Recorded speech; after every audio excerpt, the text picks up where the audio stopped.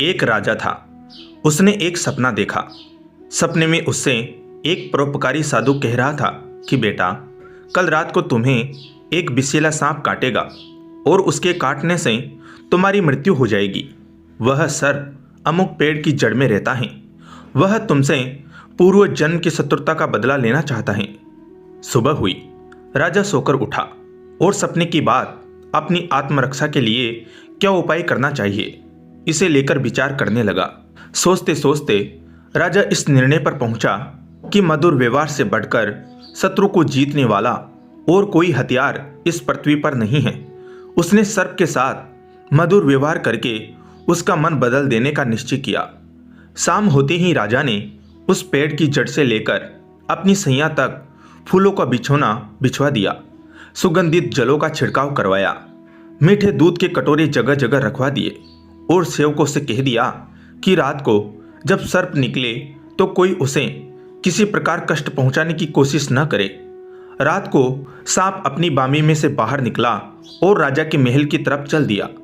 वह जैसे आगे बढ़ता गया, अपने लिए की गई स्वागत व्यवस्था को देख देख कर आनंदित होता गया।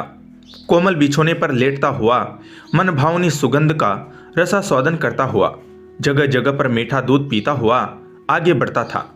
इस तरह क्रोध के स्थान पर संतोष और प्रसन्नता के भाव उसमें बढ़ने लगे। जैसे जैसे वह आगे चलता गया वैसे ही वैसे उसका क्रोध कम होता गया।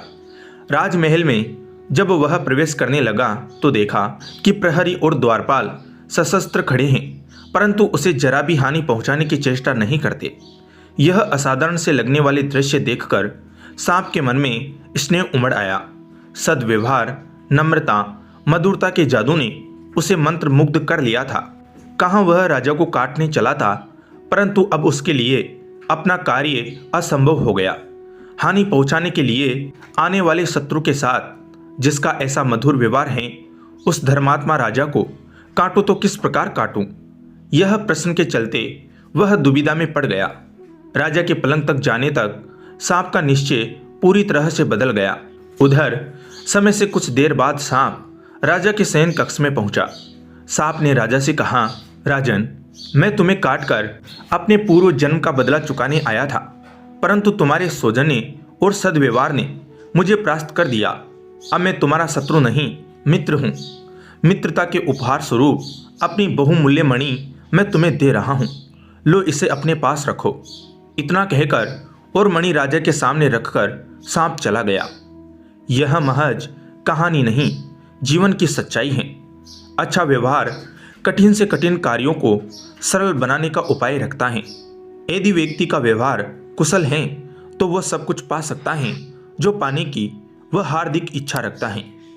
धन्यवाद।